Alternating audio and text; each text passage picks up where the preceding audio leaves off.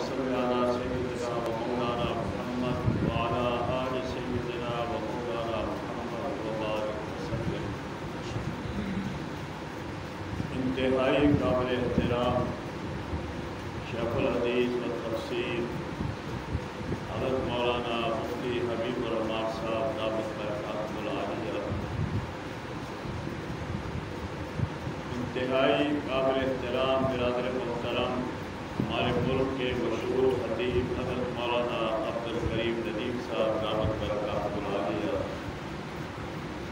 انتہائی واجب الاحترام شیخ الحدیث و تفسیر حضرت مولانا مفتی عبدالستار صاحب دامت برکاتہ العالیہ، استاد القراء حضرت مولانا قاری عظیم بخش صاحب دامت برکاتہ العالیہ، اور خانپور کے مختلف مساجد کے ائمہ کرام، خطباء اور قراء حضرات، میں بیٹھے سوچ رہا تھا کہ ماشاءاللہ کتنی اچھی سوچ ہے کہ اس گئے گزرے دور میں ہمارے بزرگوں نے خانپور کے خطباء اور ائمہ کرام کو جمع کیا ہے، اور میں سن رہا تھا کہ اس کے بہت سارے پروگرام بھی ہوئے ہیں، اور اس کے بعد جب مولانا عبدالکریم ندیم صاحب خطاب فرما رہے تھے تو یقین جانیے کہ میں ان کے اخلاص کو دیکھ کر حیران رہ گیا کہ ایک خطیب آدمی جو بڑے بڑے اجتماعات میں بڑی بڑی تقریریں فرماتے ہیں، وہ آج آپ کے سامنے آپ کو نماز کا طریقہ سکھا رہے ہیں، اور یہی ان کے اخلاص کی علامت ہے، ورنہ اتنا بڑا خطیب جسے پورا ملک جانتا ہو، ان کی اپنا ایک مزاج خطباء کا ہوتا ہے، لیکن الحمدللہ بڑے تفسیر کے ساتھ آپ کے سامنے نماز کا طریقہ آپ حضرات کو بتا رہے تھے۔ مجھے یہ دیکھ کر خوشی ہوئی کہ آج کے میزبان استاد الحدیث حضرت مولانا محمد نسیم صاحب ہیں، اور جس طرح مولانا مفتی عبدالستار صاحب فرما رہے تھے، یقیناً مولانا محمد نسیم صاحب کو اللہ نے بڑی خوبیوں سے نوازا، بہترین اخلاق کے مالک ہیں، اور جب ہمارا سالانہ جلسہ 6 روزہ جلسہ ہوتا ہے تو صحیح پوچھئے اس جلسے کے روح رواں مولانا نسیم صاحب بھی ہوتے ہیں، اللہ ان کی عمر میں برکت عطا فرمائے۔ علماء کرام، میں ان بزرگوں کی موجودگی میں تو تقریر نہیں کرنا چاہتا، میرا مزاج بھی نہیں ہے، ان کو حضرات کو پتہ بھی ہے، لیکن ایک بات آپ حضرات سے عرض کرتا ہوں کہ جس مصلی پہ آپ کھڑے ہوتے ہیں اس مصلی کا بھی ایک مقام ہے، اور اس مصلی کی بھی ایک نسبت ہے۔ آپ ایک مسجد کے امام ہیں، خطیب ہیں، تو ظاہر بات ہے آپ کا کردار، آپ کا اخلاق اور آپ کی خودداری کی نسبت بھی اس مصلی کی طرف ہونی چاہیے۔ اکثر میں نے دیکھا ہے اپنے حضرات کو، میں اسی سلسلے میں ہی بات عرض کر دوں، مجھے ایک دفعہ مفتی حبیب صاحب فرما رہے تھے، اور بڑی اچھی بات ہے کہ یار ہمارے علماء کو اور ائمہ کرام کو کبھی کبھی چلو دکھانے کے لیے صحیح مسجد میں نفل شفلیں پڑھنی چاہیے، اور یہ بات ان کی بڑی زبردست ہے۔ آپ نے دیکھا ہوگا کہ ہمارے دوسرے مکاتب فکر کے لوگ مصلی پر آ کر پہلے سے بیٹھ جاتے ہیں، پھر اس کے 5-10 منٹ پہلے آ کے مصلی پہ بیٹھ جاتے ہیں، پھر نماز کے بعد بھی مصلی پر بیٹھے رہتے ہیں، لوگوں سے ہاتھ ملاتے ہیں، حال احوال پوچھتے ہیں۔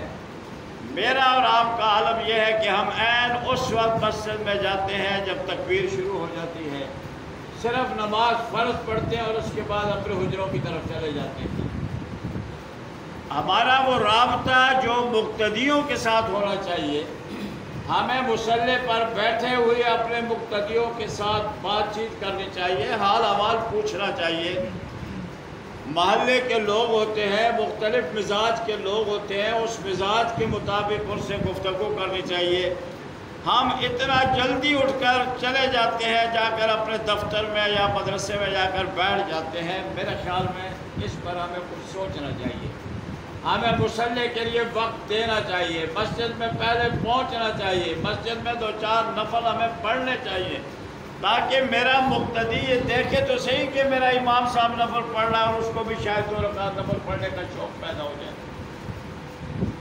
دوسری گزارش یہ آپ حضرات سے کرتا ہوں کہ موجودہ دور میں ہر طرف فتنے ہی فتنے ہیں۔ اب مولانا عبدالکریم صاحب فرما رہے تھے تو میں نے ان کو کہا، میں مذاق کر ویسے ہی کہا کہ وہ فرما رہے تھے فرض نماز، پھر واجبات، پھر سنتوں کا۔ اب تو لوگوں نے اس پر تقریریں شروع کر دی ہیں اور روزانہ سوشل میڈیا پر کہ واجب نام کی کوئی چیز ہے بھی یا نہیں، نفل نام کی کوئی چیز ہے بھی یا نہیں، سنت ہے بھی یا نہیں۔ اس پر تو حضرت مفتی صاحب ارشاد فرمائیں گے، یقیناً ہے، لیکن بتا رہا ہوں ایسے ایسے فتنے سامنے آ رہے ہیں۔ اور ابھی سوشل میڈیا پہ میں کل سن رہا تھا، ایک خطیب بڑے زور و شور سے تقریر کر رہا تھا کہ بھینس کی قربانی ہوتی ہے کہ نہیں ہوتی، اور اس پر وہ بڑے دلائل دے رہا تھا اپنی طرف سے۔ یہ بات میں اس لیے عرض کر رہا ہوں کہ ہمارے ذہنوں کو مشکوک دین کے بارے میں بنایا جا رہا ہے۔ یہ ایک منظم سازش ہے، بین الاقوامی سازش ہے کہ لوگوں سے دلوں میں دین کو مشکوک بنا دیا جائے، پتہ نہیں یہ ہے یا نہیں، یہ بات ہے یا نہیں۔ ویسے ہی علماء کرام نے اپنے مسائل پہ ڈالا ہوا ہے، لمبی لمبی نمازیں ہم سے پڑھواتے ہیں۔ دوسری گزارش میں نے آپ حضرات سے یہ کرنی ہے کہ ہم جب اپنا مسلک بیان کرتے ہیں تو ہمیں اپنا مسلک بیان کرتے ہوئے، میرے والد صاحب فرمایا کرتے تھے ایک بات، ہمیشہ مفتی صاحب کو بھی شاید یاد ہوگی، ہمیں والد صاحب فرمایا کرتے تھے کہ جو مولوی پہلے دن سے حق بات اپنی مسجد میں نہ بیان کرے ساری عمر نہیں کر سکتا۔ پہلے دن سے ہی سچی بات، حق بات بیان کرنی چاہیے، لیکن اس کے لیے یہ ضروری نہیں ہے کہ آپ دوسروں کے نام لے کر ہی حق بیان کریں۔ حق ویسے ہی بیان کیا جا سکتا ہے، ہم اپنے مسلک کو بیان کریں۔ مجھے اپنے مسلک کے بارے میں علم ہونا چاہیے، میں اپنے مسلک کو اچھے انداز میں بیان کر سکوں، خوبصورت دلائل کے ساتھ بیان کر سکوں۔ میں ایک دفعہ تقریر سن رہا تھا مولانا عبدالکریم ندیم صاحب کی، حضرت علی رضی اللہ تعالیٰ عنہ پہ تقریر فرما رہے تھے۔ میں نے بعد میں کو کہا کہ حضرت خدا کے لیے آپ یہ تقریر مختلف دیہاتوں میں کیا کریں، اس لیے کہ ہمارے جلسوں میں ہم زیادہ تر حضرت ابو بکر، حضرت عمر کا نام ہی لیتے ہیں، اور لوگ یہ سمجھتے ہیں کہ شاید ان کا علی سے کوئی تعلق ہی نہیں۔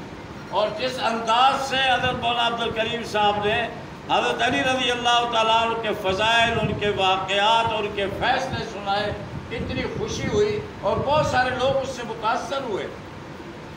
ہمیں اپنے مسلک کے بارے میں اتنی معلومات تو ہونی چاہیے نا کہ ہم اپنا مسلک بیان کریں۔ اور یاد رکھیں، مسلک بیان کرنے کے لیے دوسرے مسلک کا نام لینا کوئی ضروری نہیں ہے۔ آپ اپنے مسلک کی بات جب اپنے انداز سے بیان کریں گے، آپ یقین جانیں اس کا اتنا اثر ہوگا، سننے والا بھی آپ سے متاثر ہوگا کہ یار یہ لوگ پھر قواریت کی بات نہیں کرتے، یہ تو اپنا مسلک بیان کر رہے ہیں۔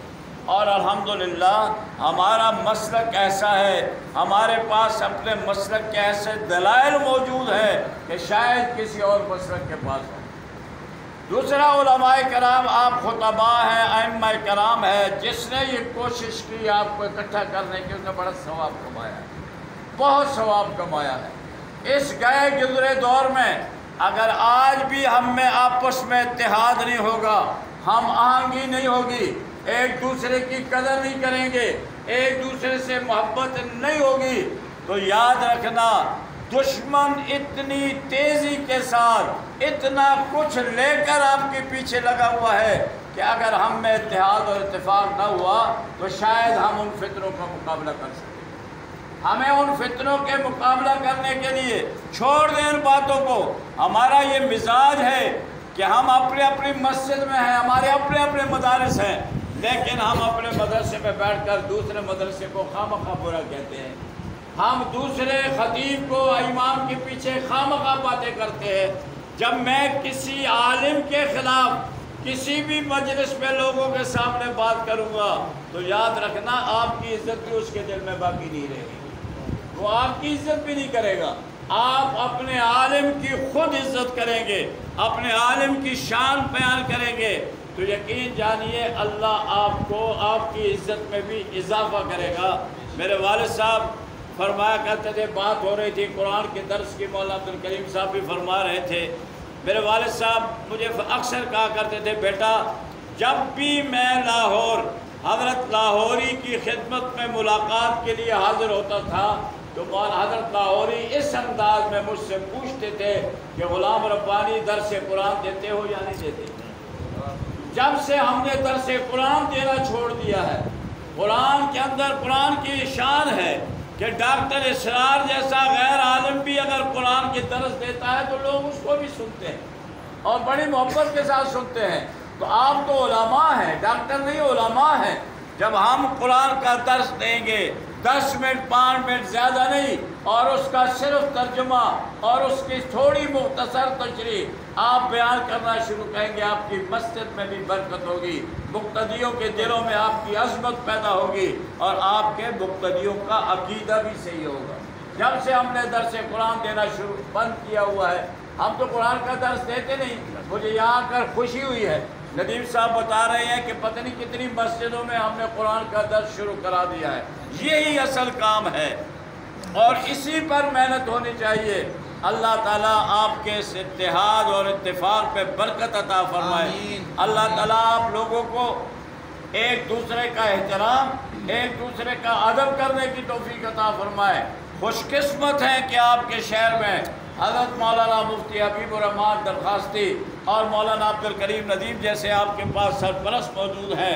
حضرت مفتی صاحب تو ویسے ہی دوستوں کے دوست ہیں, ہر ساتھی کے غم اور خوشی میں شریک ہوتے ہیں. اور حقیقت ہے مجھے بھی حضرت مفتی صاحب سے اس لیے محبت ہے کہ یہ کم از کم مسلک کے بارے میں مصلحت کا شکار نہیں ہوتے. انہوں نے ہر دور میں اپنے مسلک کے لیے کام کیا ہے اور مسلک کے تمام علماء کو بلا کر ان کو موقع دیا ہے کہ وہ اپنی بات کریں.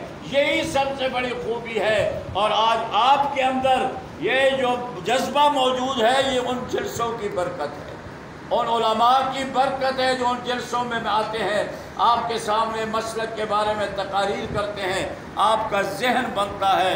اللہ حضرت مفتی صاحب کی عمر میں برکت عطا فرمائے اور اللہ آپ حضرات کو اپنے بڑوں کی دل سے قدر کرنے کی توفیق عطا فرمائے. ہمارا مزاج ہے جب کوئی دنیا سے چلا جائے پھر ہم اس کی تعریفیں کرتے ہیں. زندگی میں ہماری پاس اس کی کوئی قدر نہیں ہوتی.